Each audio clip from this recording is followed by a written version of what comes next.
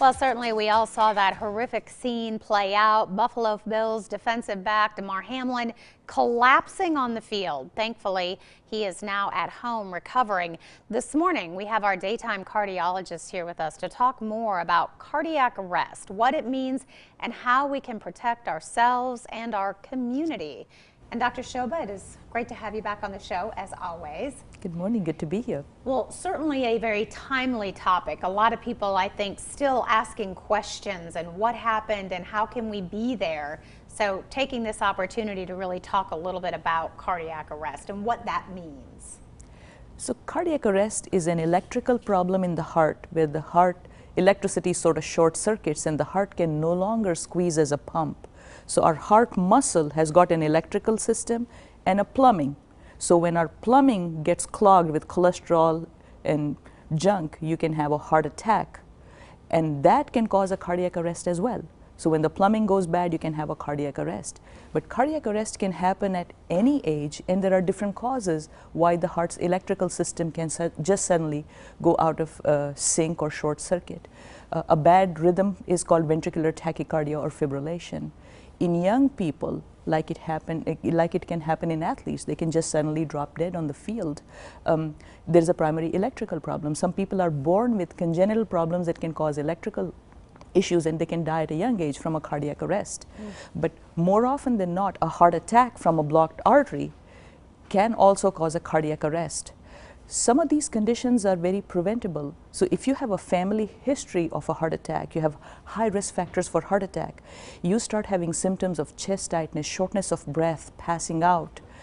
These could be warning signs that you could be at risk not only for a heart attack, but also cardiac arrest. So very important to get checked immediately.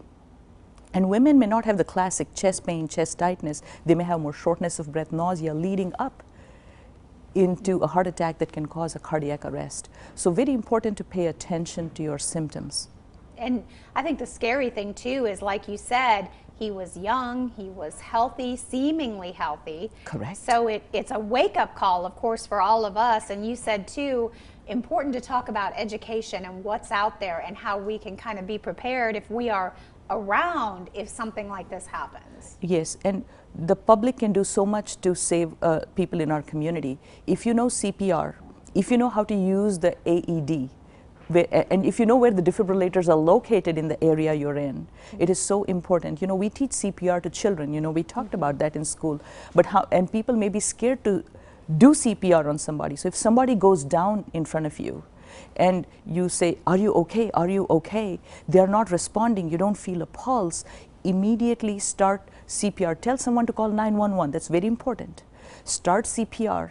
And then if you have an AED somewhere in there, you can apply that. And if it's an electrical problem, it'll walk you through whether it is a shockable rhythm or not. So young or old, and you may be very active, very athletic, and then suddenly you can have an electrical problem. But we can learn CPR.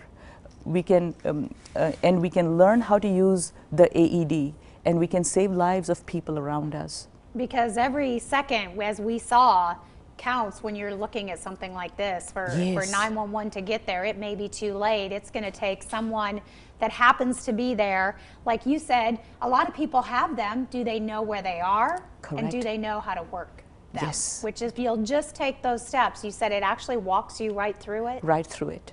And the courage to do CPR. The courage to do CPR. And it that seems is so like important. There used to be a lot of education around CPR. It seems like that's backed off. Yes, I think we need to bring that back into light, especially in light of what happened. Because like I said, young kids, we can lose young kids to cardiac arrest. We can use our family members at an older age to cardiac arrest. So important for all of us to keep in touch with how to do CPR.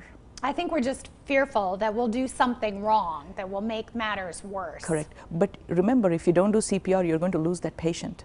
All right, seconds count. Dr. Shoba, great information. Thank you so much for joining us. If you would like more information, there's a great website, the American Heart Association. Just go to heart.org. We'll be right back.